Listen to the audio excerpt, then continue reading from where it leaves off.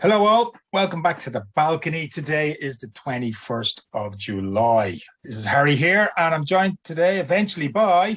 Alan. Hi, everyone. Alan, or just Al. Now, I'll just say everyone knows me. This is like my third or fourth time trying to record this, and this is why I waited for Al, because anybody who knows me, I over prepare for everything. I think it's a nice yin and yang, though, because I massively under prepare. I like to go on the fly. In other words, you don't prepare for anything. Yes. But I over prepare, and it's the same in work. And when I'm in court, I'm usually the most prepared person there. Well, you have to be when you're a dependent. No, well, I'm not. I meant you up in court. Oh, yeah. Joke. Was that a joke? First joke didn't land. Yeah, for anyone who missed that, that was a joke. Oh, sorry, crickets. I'll put some crickets down in there. So that'd be good. You get some sound effects in there? So basically, I was thinking about it in the last couple of days. I was thinking, well, why am I even doing this? And I was thinking of the name Catch and Release. And I was thinking of, I've heard some fishermen and stuff say that catch and release, for example, in relation to fish in lakes and stuff, I've heard that it's harder to catch the fish the second time because they've learned from it. They've got better. And then I was thinking why I was doing this. And doing this whole podcast series, and part of it, I suppose, after the last 12 months, and giving up drink and trying to improve myself, eventually at the age of 46, is that I have this thing when I'm around people I have a speech thing where I find it very uncomfortable at times, and I think this is something I want to learn. So I threw away my notes. So I have no notes in front of me, bar a couple of little things written down, whereas the other times I literally had everything written out. So then I was thinking about the whole catch and release within the show itself. And you'll see there's three. There's the whole thing Sally is learning. And I thought we'd be talking more so about Christine. But then the more I watched the show over the last few days, it was the Sally story that was popping out because she was learning. But obviously Donny Crane himself, that's a bit of a catch and release because now he has to go on not realizing that he's not actually Denny's father. And then obviously the big one, the catch and release in relation to Alan and Christine. He has to let her go. So that was my thinking of the catch and release and why I'm back with no notes. So do you want anything you want to add to that? I mean, you actually just got me thinking about, I hadn't really thought about it, the title, the catch and release title, because it kind of relates to the three storylines, right? You've got the salmon catch and release. You've obviously got, as you said, robbery case, the Rob's wallet. Sally, the guy is up in court over it. Obviously seems to be clearly guilty, but finds a way to, they caught him for the crime, but he gets released. So I guess that theme kind of runs through the entire episode. But yeah, I think it's one of my favorite early episodes actually, because you do, obviously we'll get into it, but you do start to see, like, for example, there's a bit at the beginning, right, with Alan Shore and Sally Heap, where he's like, do you trust me? And she's like, yeah. And he says, well, that's all it is. If you can fake sincerity and get the jury to believe it, you're all set. So you get that early indicator of Alan Shore in terms of actually both sides of what he is willing and what he's not willing to do. But so I thought it was quite a good fleshing out of the characters for an early episode. Well, Mary, you and I, we've said before, Kelly's a great writer. And I think he's beyond great. If you can somehow relate to a character that when you look at them, you don't physically see yourself, but you can relate in some way to them or to their struggle or whatever. I mean, that's great writing. And I think what I love about this show and why I think this is my favorite show is that through all 5 seasons, the main characters, including Alan and Denny, but obviously the rest, I can still sort of relate, not directly, but I can find something in there that I can relate to and I can feel something for them. And what I thought about also while I've been watching this is the whole rabbit from the hat thing. And what I loved in the first scene of this is that we get to see Alan's opinion of trial when it says it's the trust. That's what trial law is all about, getting them to trust you. Whereas Denny's thing is, as he says in the first episode, I think, where he says, trial law, like life, it's the rabbit from the hat. But you get to see the differences there. And obviously we get to see that as, Alan there's more to him. And it's a good point. We get to see the two sides of Alan, or at least two of the many sides of Alan in this episode.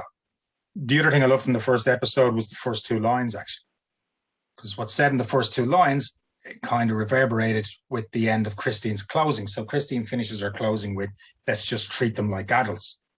And we see here the start of, I suppose, of the catch and release of Sally, or at least the release part anyway, where Sally asks him, why are you not helping me? And Alan goes, well, hold on, I have a trial of my own beginning tomorrow, a rather big one. So that's adult talk. He's not treating her like a child. He's treating her like an adult and saying, look, you got to sort this out yourself. I mean, I like that start of it. I thought we were going to be talking about Christine, but it was Sally's story that kept popping up. And she was drowning all the way. And then she pulls it out with a great finish.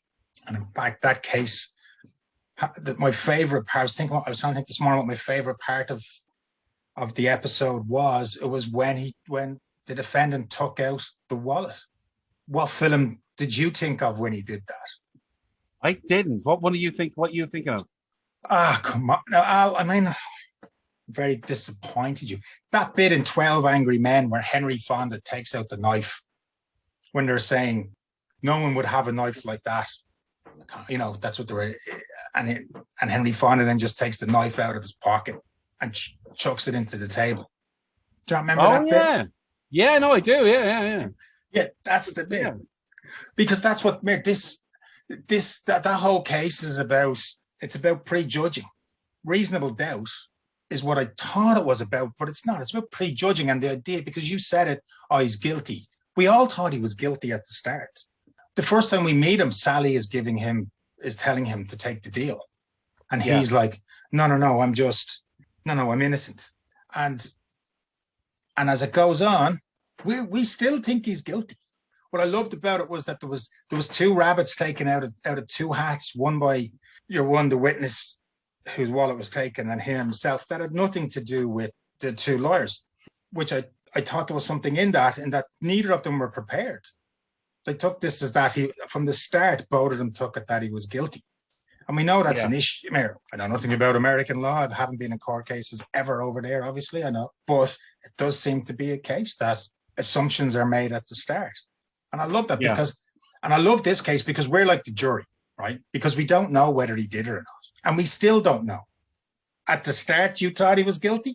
Did you think he was guilty, or did you have reasonable doubt at the end? Or were you still going, nah, he went out and bought that wallet? Yeah, I was thinking, to be honest, when I watched it, I was thinking, did he go online to search? I mean, this was 2004, still the internet. Did he, or I thought he was guilty as hell. To be honest, even at the end. But it's true. It was that thing. It's that reasonable doubt that you can't be sure. I mean, I imagine. I don't know. Yeah, I think it was quite a clever. It was two clever quick twists in that one where she had the photos and wasn't it, and he had the wallet. Yeah, but no one knew about. Neither of their representatives knew about. Like I said, that was the bit because everyone just assumed he was guilty. And here's the thing: you don't know. Yeah. And that's the question that I think this episode. That's the big question I think this episode was thrown out to us was, come here, where's that point where you make a decision on reasonable doubt? Because we do it all the time. We have to do it. We have to make assumptions on people all the time. But if you're going to try, if you turn around and say, look, I try not to judge too quickly, or I try and, figure someone out before I judge them. But it's human nature. We have to figure out if someone's a risk to us or not. And obviously vice versa. I mean, and obviously I think he had previous, right? He'd had previous convictions. So you're kind of thinking, well, really, is this a case of how, people will judge, right? They'll think, well, you've robbed before. You must be guilty this time. And it's the easiest thing to do is to look and go, well, that's because I know this from my own court cases. I know it's only motor accidents and stuff like that. But there's a lot of my so-called colleagues, they jump to an assumption and they say, well, this is what probably happened. Now, I might discuss that on the phone with someone, with a client, but I won't put it in writing because I can't stand over that. I can only go, I can only look at, here's the facts, here's the data, here's the information I have, and here's what I think based on that. I don't jump to conclusions. That's my job as a so-called independent witness or independent expert, sorry. So we don't know, was he guilty or was he not guilty? And what happens a lot of the time is people err on the side of what probably happened. And there's no fucking proof. Like, there's no proof in most cases, and in most cases that I've been involved in over 20 years. Like, there's no video proof. There's barely any video proof. The odd time, and even that can be misleading. So no matter what, you're making a judgment based on the evidence. And I think nowadays, especially with social media and everything we're seeing, everyone is just jumping to the conclusion that suits their narrative, suits how they feel. I should say it's wrong to say narrative for everybody, but just how they feel. And I think what we need to be doing, and the problem is, it's hard. We need to be not jumping in. We need to be working through stuff. We need to be figuring out what the questions are. And then again, that's the great thing about this case, that we don't know, because there was no questions really asked. There was nothing like that. There were so many questions that could have been asked, but we weren't given any evidence. And then you make an assumption. I would have found him not guilty based on the evidence. Would you have given him the chair? I mean, yeah, I probably would have sent him down. It's too much of a coincidence. Also, obviously it's a TV show, but you would think that if something like that came up in evidence, you would then, behind the scenes, if you had a prosecution, say, well, we need to try and find out where they sell these wallets locally and see if one was sold recently, or if he bought it online, we could trace it to his address. But obviously, it's TV land, and it was the early days of the internet, early years, so he probably did go to his shop and buy it. Or it was his, and he genuinely did that. Like, I'm sorry. He did run after her, didn't he? And he said he was running after her to give her the wallet back. Yeah, but didn't she say that she had already run away and he was running back, and before he could get back, that's when he was, which was pretty quick to be arrested. Yeah, that's what I'm saying. There's all these questions, and I know from doing when I'm investigating an accident or a claim, there's a million questions, and it's trying to find out what that question is. What are the right questions? Which is the same in any trial. Yeah. The case. It's finding that right question. And we weren't given any of that information. So we had to make a judgment on very limited, and you had to, as you said, 32 minutes or something. But before we move on, because what she said was, the logical version, I suppose, is that my client stole that wallet. The less believable, but quite possibly true account, is that he mistook it for his own.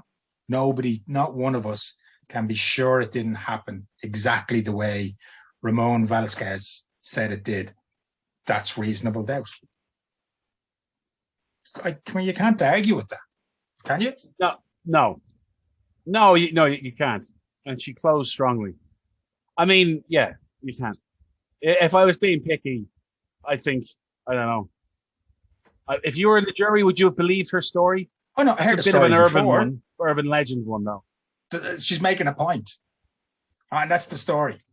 Now, if you're sitting in the jury and you've never heard that story before, you're thinking that's her story. That's her job. Yeah, right? You're probably thinking. But she's telling a parable to make a point. Yeah, she has a point, and I think that's why the onus is on the prosecution, because they have to prove their case. And whether we like it or not, we have should have a system. Because here's the thing. I'll tell you later who it was, but I know someone who was on the jury for a murder trial.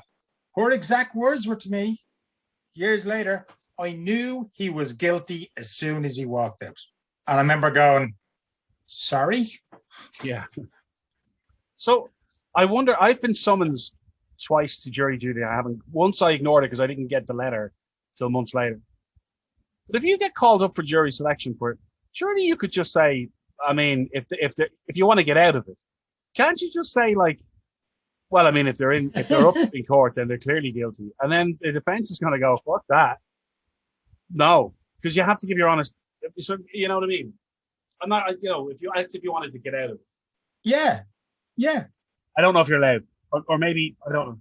Just say, listen, I think if somebody's up in court for something like this, they're probably guilty. If it's something simple, I think it might be harder to get out of. But if it's something serious, I think it might be easier, if you know what I mean. And again, the other thing is, I don't know. Like, I suppose it does really. the defense, the prosecution do get to meet the jurors and ask questions? Yeah, I presume that's real. I would say so. Yeah, and they're not just picked. Yeah, that is real. Yeah, like it's a flawed system. Yeah. I'm not going to start referencing any cases of the last couple of years across the water, but it is a flawed system, and it's the best system anyone's come up with. But I don't know many people I would want on a jury for me if I was up for something I didn't do. Do you know many people? No, but I mean, I had an issue a few months back that I wasn't aware of for you told me 8 months or whatever, and it could have gone to court. But in order for me to prove I was in the right, I had to do all the investigation. I had to go to the company and say, listen, I called you on this date at this time, and this date and this time, and we're not going to listen to it. There's no need to listen to it. I was like, you better listen to it, because this is the conversation that happened. I had to force their hand. And in the end, they were like, yeah, we're really sorry. It was completely our fault. And I imagine that happens a lot in court. Like, I mean, again, my only other experience in court personally was for a speeding fine, like back in 2000, actually probably around the time this episode aired. And I didn't think it was me it wasn't clear for me that was me driving the car. Anyway, it's a long story. So I went in with all my stuff, documents, and there was about 6 people ahead of me on similar things. And anyone who even tried to talk to the judge and dispute their speeding ticket or whatever, he doubled or trebled based on how much of an asshole he thought they were. So by the time I got up there, he was like, "Oh, I see you've got some documents. Are you arguing?" I was like, "Nope." That's a check. That's a check, Judge. But I understand the right. Courts are overcrowded, and but I would like.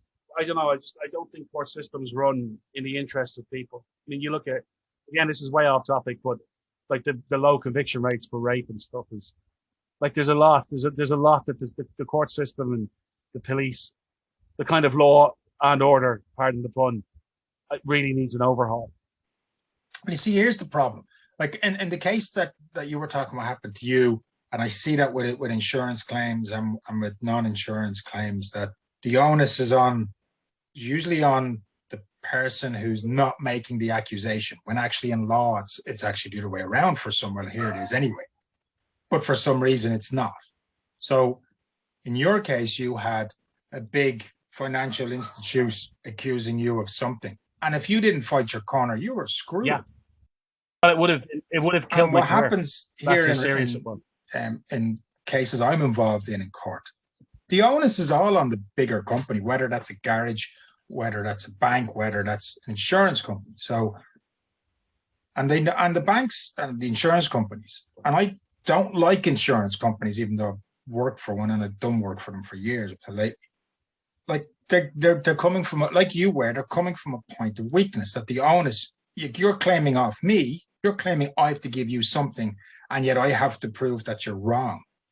So when you look at that, and in criminal, when it's prosecution, sometimes it's right, because in the problem with, as you mentioned, rape cases, and there's other types of cases that are very, very hard to prove, and you have to decide: do we send more innocent people to jail just so we can catch more of the guilty? Because that seems to be what's happening in some parts of Western society in relation to certain accusations. Okay. Or do you set the bar correctly high, that if you have to prove something, well, here's how you're going to have to prove it. Now, I think what we need to be doing in relation to that bar, we need to be educating people to say, look, if this happens to you, here's what you need. Like, I'm in the motor industry as well, mainly.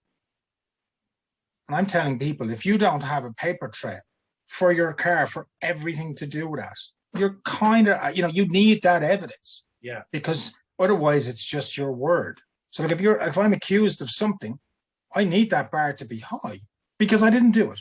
And you've come to me, and we know, and we know this happens. I'm sorry. We know, you and I have discussed the hashtag Me Too. We've discussed the BLM thing and the racist thing with people. These are things that are getting thrown out willy-nilly, and the real perpetrators of it are getting away. But that's not for today. That's another discussion. Sorry, I went on a bit there. So that bar should be high, and I think that's reasonable doubt. And we will be discussing that in probably nearly every case and every episode along the way. So, Mary, let's move on to just quickly. My favorite line was once again Denny Crane when he's talking about sleeping with Glenn Close. I pissed myself laughing again. He's my favorite character. And just the way he said, yeah, I meant to sleep with her. And all I got was this idea of him like with a to-do list, you know, bring out the bin, sleep with Glenn Close, get food for the cat. You know, he just came across. And I went, yeah. A part of me was kind of looking at it going, he probably did have it like that and had a chance because, hey, as he says, it's his city and he's Denny Crane. Yeah, my line was Denny Crane again, but it was when he was talking to Paul about his son, in inverted commas. And he was like, I was a good father. He's like, when did you last see him? I think he was about 12. I just thought, that's a Denny line. Or Alan Shore's line, I may want you, but I don't need you. Yes. To Laurie. Laurie. I was trying to think. Just very quickly on the Laurie. I mean, I said in the last episode that I recorded that Sally doesn't belong either in the company or with Alan long term. Funnily enough, I was thinking about it during the week and I was kind of thinking, actually, maybe Sally might have belonged there, I think, later on. As you know, later on in the series, as the company changed a little bit and became a little bit softer, let's say, or less misogynist anyway. But what I liked about this episode, we got to see a side of Laurie, which we also saw in the first episode, where Laurie is a bit like Brad. Laurie's a good girl. She's a good person, but she also knows the business that she's in when she tells Alan to make it emotional and make it personal to Christine. Yeah. I don't think Sally doesn't have that in her. Sally's too nice, but she learns a lot. She's going to learn a lot.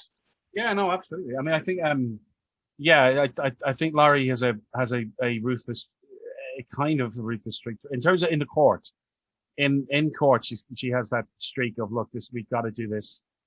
You've got to go for the jugular if you need to go for the jugular kind of thing, you know. Jugular, I should say, rather than juggler. There was no juggler juggler in this episode. There are clowns in future episodes, but no jugglers. I was trying to think. Yeah, so she actually says to Alan, look, if you can't do what's best for your client. But as we know, look, when it goes to court, it's finding the truth or doing what's right. Sometimes it happens, but that's not what court's about. It's about winning.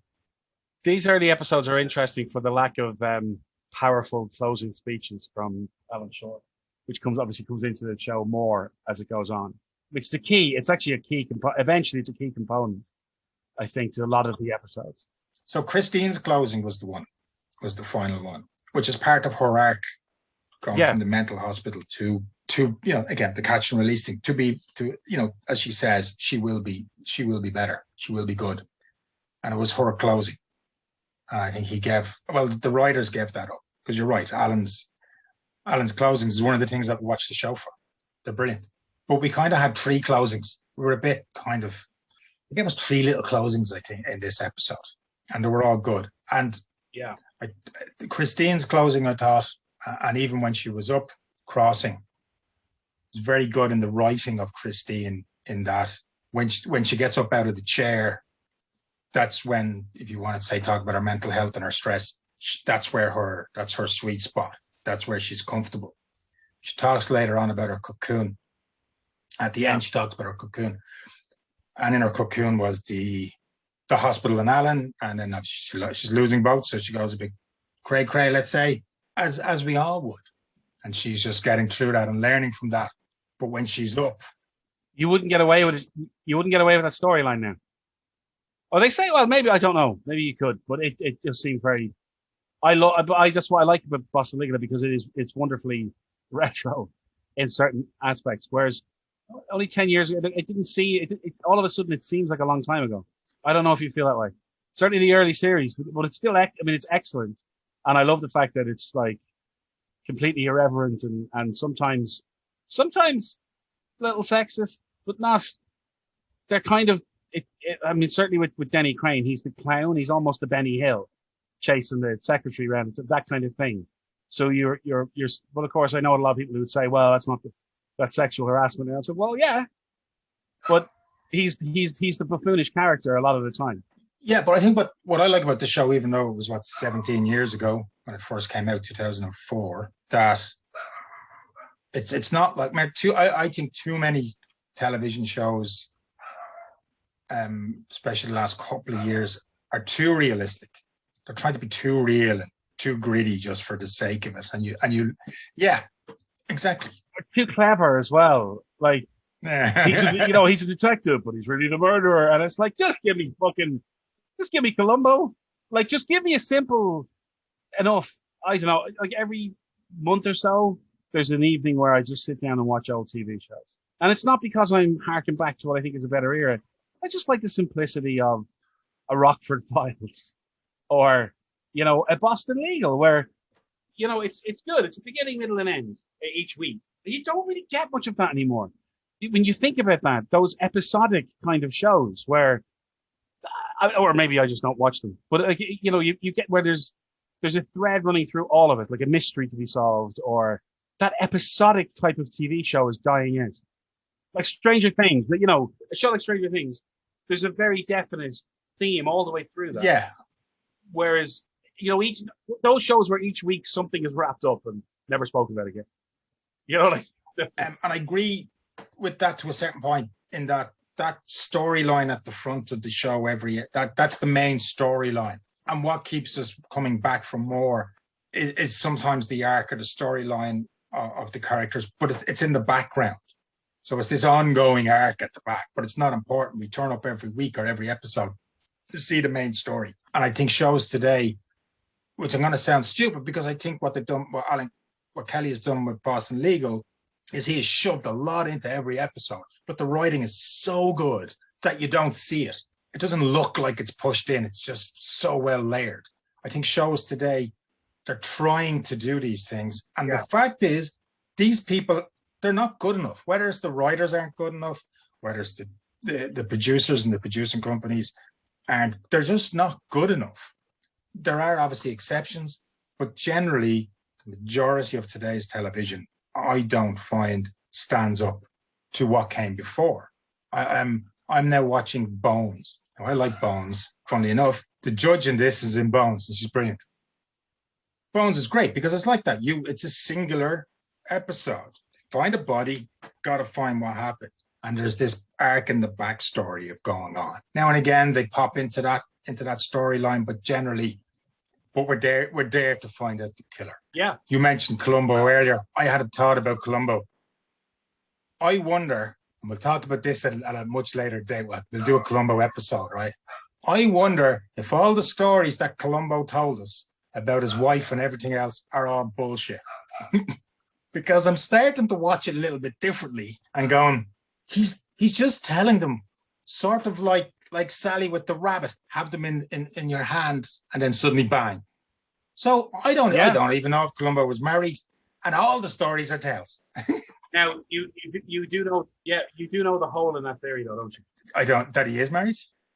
I don't know if it was only a pilot, but there was a Mrs. Columbo that was made. No, they made a few episodes, if I remember correctly. Yeah, but maybe and it didn't work because she was only pretending. She was only pretending to be Mrs. Columbo to get the job. I don't know. I think you're right. I think the stories he tells are not real. It's a narrative to try and put them off and then ask the question, put them off, put them at ease, they relax, and then bang, there's the question about and that's what Sally does. That's what Alan says. And you got to question some of the stuff Alan says as well in general. But then that's the same with everybody, isn't it? And again, we're back to the reasonable doubt thing. How do we figure out whether someone's telling the truth, and so on and so forth. Absolutely. Again, as I said at the start, I think this is one of the best early episodes to flesh out who these characters are. I think it shows the two sides of Donny Crane. It shows the two sides of Alan Shore. It shows two sides of Laurie. It shows the professional and the slightly bimbo-esque of Sally Heath. So I think it's an interesting early episode to show you that these people are more than just one-dimensional characters. All right, so come here, because you went on the last episode. What was your overall thoughts of Christine and her healing, her recovery? I liked the story arc of that. It could have gone down the route of a, as Denny said, a Glenn Close fatal attraction thing, but they didn't. it kind of, I think it veered into a nice ending, a nice kind of story arc for her in terms of recovery, and the fact that it looks like, she's going to be okay. She's going to be fine. And when she actually explains the reason why she went a bit nuts when she came out, and the cocoon where, it was the institution she was in, and he was writing to her and he was going to see her, even though she did try to kill him, that naturally she would try and cling to those things for comfort when she gets out. And I thought it was really good and it's certainly with Boston Legal, they could have gone, as you find out with episodes later on, they could have gone the easy route where she just ends up being the crazy bitch. And, he narrowly escapes fucking death or whatever. But I thought at the very end, when she was leaving her and they kissed, I thought to myself, Alan Shore's such a toxic fucker. You could see he was almost like, I miss her already. Sometimes I wonder whether I see too much in it, but what I liked about that kiss at the end was that she walked away. So he stayed and she walked. And I just felt that was, again, back to the catch and release and her getting better, just that whole thing. I mean, I think it's amazing writing over the 2 episodes, because you're right, they could have gone stupid, they could have gone funny. And the storyline between the 2 episodes, and I think we have to remember this is when episodes came out a week apart.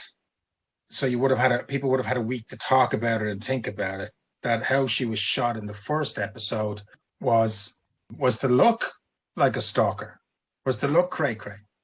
Was to come across like that, when in reality, she wasn't. She was struggling. She was trying to work it out. And I said, again, I don't think it's the right line, but as Jack Nicholson in Batman says, you can't make an omelette without breaking some eggs. So that's what she's kind of doing. And that's what we're all doing when we're struggling and we're trying to figure shit out in life. And we can all look crazy from the outside. And especially as everyone is so fucking opinionated and everyone is so perfect, that we all look nuts. And we do. Again, back to the reasonable doubt, when you don't have all the information. And I thought Amira was brilliantly performed, brilliantly written. Yeah, absolutely. I can't think of another 2 episodes or even 1 episode of any TV show that was done as well as that, where they showed that progression, And Amira, I don't know if Amira, I've met people that have gone through, I wouldn't say similar, not a mental home or anything, but who have gone through struggles. And when you and I, we have our things, and they've said, I'm going to be okay. And most of the time they're not, and I don't believe them. But in this case, you could see here's a woman who was figuring it out. And I just wonder, and I think I might have said this in the last podcast, if you think about what happened in the last episode, she was in the home, the mental hospital, she was on the drugs, and when she came out, she was supposed to go to her parents to Chicago. If she had done either of those 2 things, I would question whether she would have got better. She wouldn't have got better, obviously, with the first one staying on the drugs and stuff. So she had to go against everything. She had to figure it out herself. Yeah. And that's what we all should be fucking doing. It's just trying to figure shit out and realize that we're all figuring it out. And again, beautifully shot. And again, I think it's one that's, like, I can't understand how Boston Legal isn't on TV. It's not on Netflix. It's not on any of those. It should be. I mean, it's in the States it is, and elsewhere it's not. But it's like, I don't know, because the whole thing that it's got to reach 100 episodes for syndication, which it did. It is 100, yeah. So you got to. That's the general. I mean, I guess that's all changing now, but it used to be 100. It kind of guarantees you syndication and reruns and all that, which is why, like, you don't see Studio 60 on TV really anywhere other than the odd time on Channel 4, because there was only the one series. Yeah. And the last season 5, I believe, was just. He was writing just to get the syndication, just because it's 102 episodes, was just to get over that mark, which I think is fair enough. I hate nothing more than when a show keeps going on and on and on. I think they got it right. No, I mean, Boston Legal was definitely, they did. Like, there were some dodgy episodes in season 5, I think, but like it was definitely getting to the end of its run, I think. Although if you've seen William Shatner lately, he could have gone on for another 10 years as Denny Crane. I mean, he looks amazing. There was a picture of him fucking with the sharks, and I'm going, you're 90. But he's 90 years of age and he's just done a romantic comedy. Did you see he's done a thing with it? I haven't read into it just yet. There's people giving him shit. I've just been watching his replies basically about themselves with her for a Russian TV show or channel or something. They paid for it. He's doing a thing for Shark Week. Let him, the man's amazing. I mean, I think I love him. I have recommended to you to listen to his audiobook of his biography that he reads himself. It's brilliant. And I think he's underrated as an actor. Like, come here, look, he's not a Marlon Brando, we know this, but I still think he's underrated. I think he's a lot better than people give him credit for. He's very good. He's an amazing character. Yeah. He sees himself as a true artist who puts himself out there. So some of the stuff that he's doing tongue in cheek, he is doing tongue in cheek and he's aware of it. Some of it is just his idea of art. He's a fascinating individual. There's a really good podcast with him on Mike Tyson, Hot Boxing. He does a really good one with Mike. He's done some really good interviews recently, actually, as well, where he kind of opens up about things. And I imagine he can probably be a bit of an asshole. He's egocentric, whatever, but he's just such a great individual. You can't argue with it. We're all someone's asshole. Yeah, true.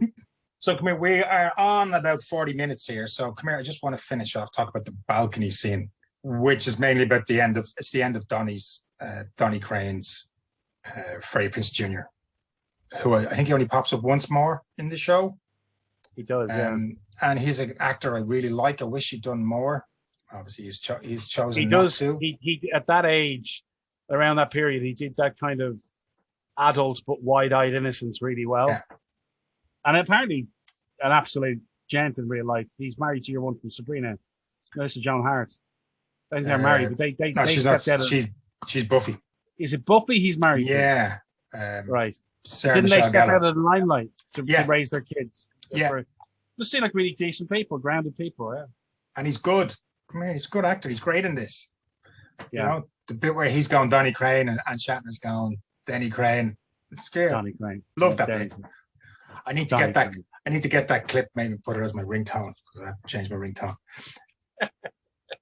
and again, come here, like I said about this show and the balcony scenes in Boston Legal. I think it's the balcony of truth, nearly, where there's always there's a lot of honesty. I think it's the center of the honesty in the shows, and we get to see that again here, where Denny is eventually honest about Donny because he's asked loads of times and he tells the truth.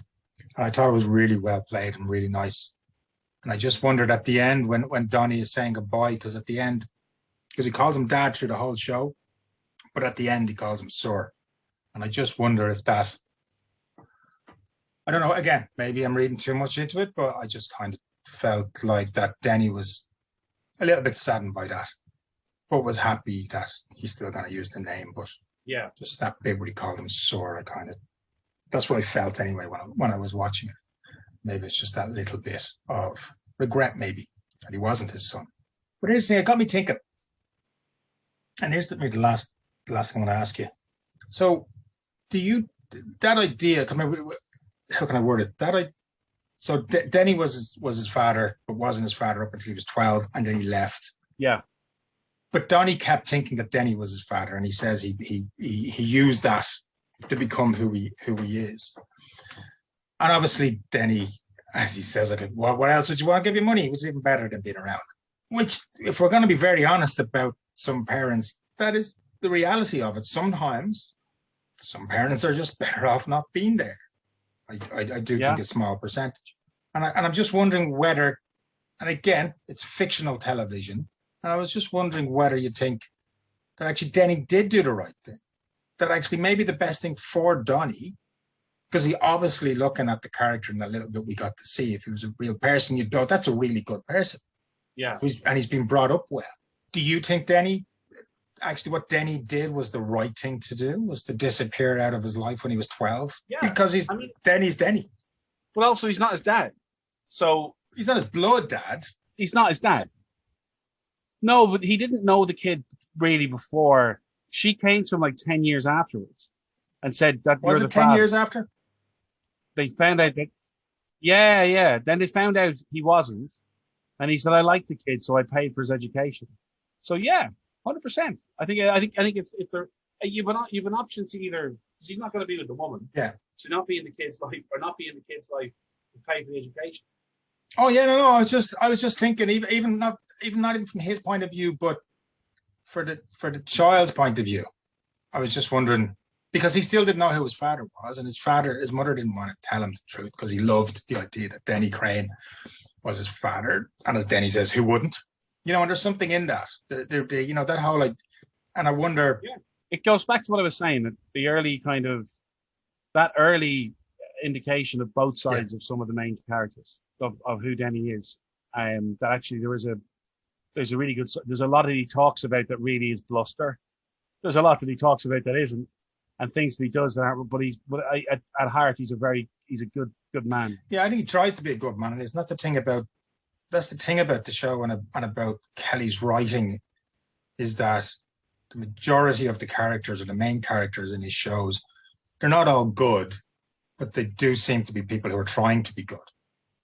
You know, and there's obviously this conflict within the situations in the life that we all have, and then that's what I love about the show, because it does reflect that of people, again, just trying to figure shit out.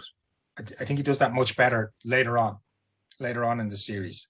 As you said, he's still trying to find his feet here, because I think that's what we're saying. The balcony scene, I think he said, the idea of the balcony scene, that wasn't intentional. That was just something that came and popped up from writing a few episodes, and then after doing them, I went, hold on a second, we have something here.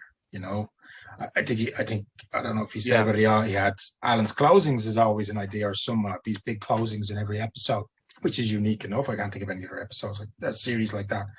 But like I said, that balcony scene is, well, that's why we're called Scotch on the Balcony. Just that idea of the end of a day, you know, sitting down with the person you love, which is what these two guys do. Those chairs, by the way, I looked them up. Those chairs they have are 400 quid each. They don't look comfortable. I think it's a softish fabric, not a fabric, but it's softish, kind of something maybe stronger than leather. I don't know my furnishings very well, but it seems like it's actually reasonably comfortable because they're quite deep. So I imagine them as very comfortable patio furniture.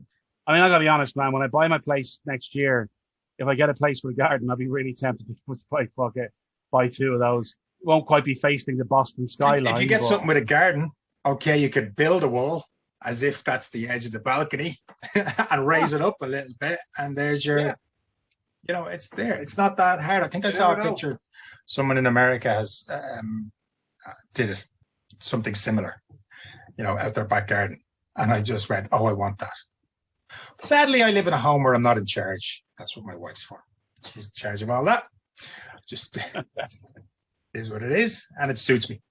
So anything else on I mean, I think I've covered all the points that I had in my head. Is there anything else in the season that popped up, and is there any episode that popped up for you?